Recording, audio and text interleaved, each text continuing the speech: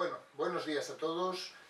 En este primer vídeo vamos a abordar la primera controversia sobre la fibromialgia. La primera y la más importante de todas las controversias, y es que la fibromialgia no existe, que no es una enfermedad, según parecer de algunas personas dentro del ámbito sanitario y también fuera del ámbito sanitario.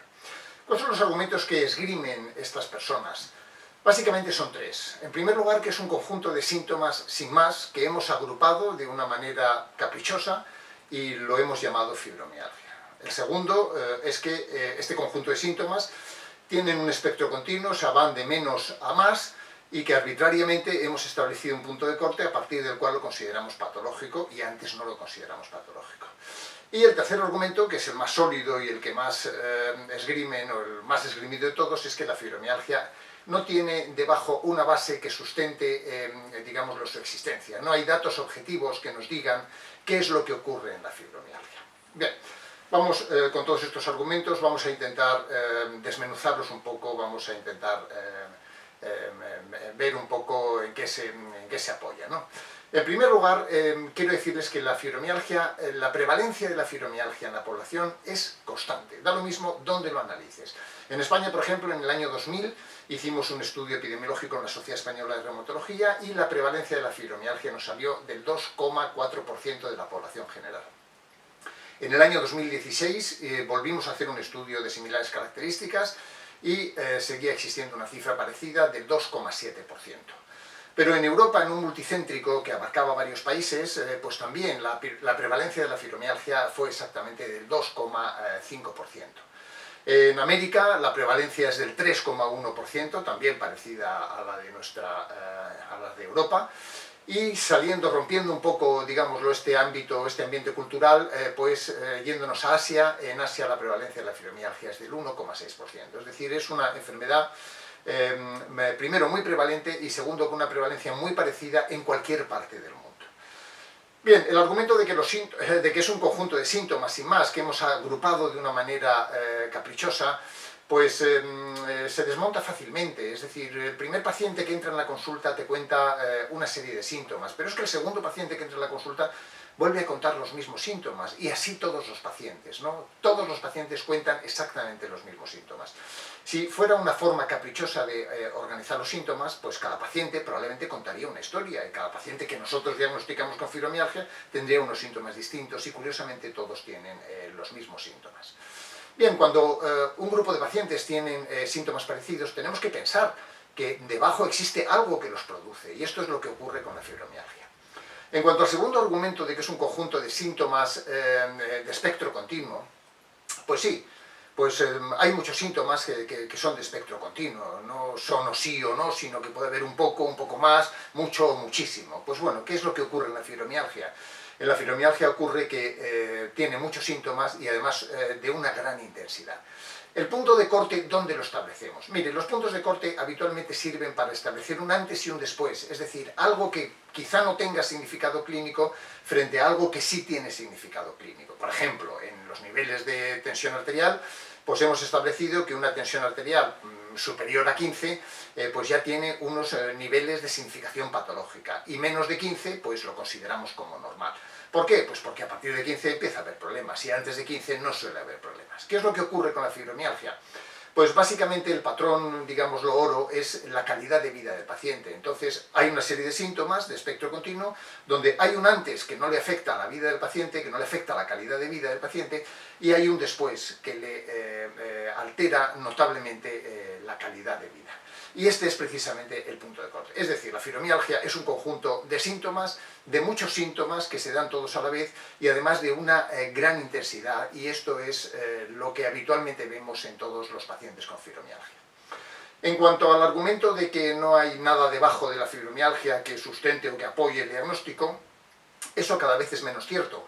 Hay ya muchos artículos publicados en la literatura médica de la mano de las neurociencias, donde están averiguando y donde están investigando una serie de cosas que están ocurriendo en el cerebro de los pacientes con fibromialgia. En primer lugar, Hemos visto a través de la resonancia magnética funcional, que es una técnica de imagen, cómo hay una serie de núcleos activados en los pacientes con fibromialgia que no lo están tanto en los pacientes que no la tienen. Luego hay una serie de núcleos con menos actividad también, que se diferencian de los sujetos sin fibromialgia. Y luego hay una conectividad, es decir, una conexión entre los diferentes núcleos para activarlos o desactivarlos, que también está alterada en los pacientes con fibromialgia.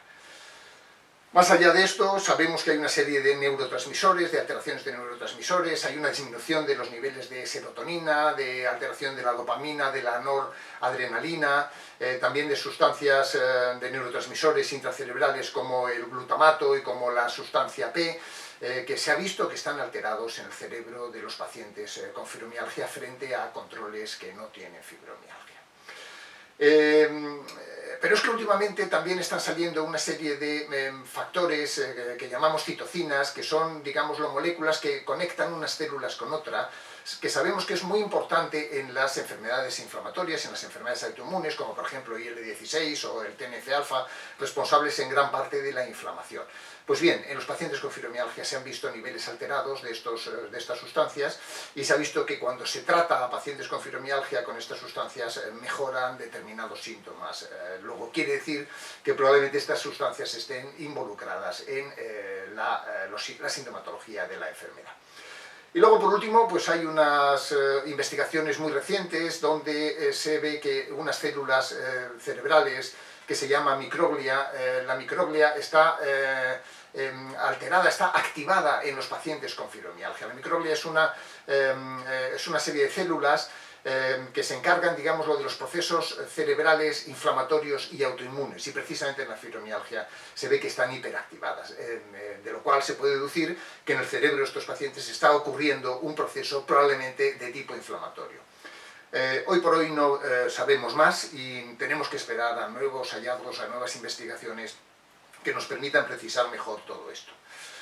Bueno, llamémoslo como lo llamemos, la fibromialgia es una realidad, pero es una realidad que tenemos que hacer frente en las mejores condiciones posibles. Es una enfermedad que no tiene un modelo tradicional de enfermedad. El modelo tradicional es aquel modelo en el que una causa, a través de un mecanismo patogénico, produce una enfermedad. Pues bueno, en la fibromialgia esto no es así, hay una causa o varias causas, pero los mecanismos se ven, digámoslo, modificados por una serie de factores exógenos, una serie de factores externos, factores psicológicos, factores sociales, factores laborales, factores ambientales, factores de estrés. Todos estos factores actúan sobre los mecanismos patogénicos, modificando, modulando la expresión de la enfermedad.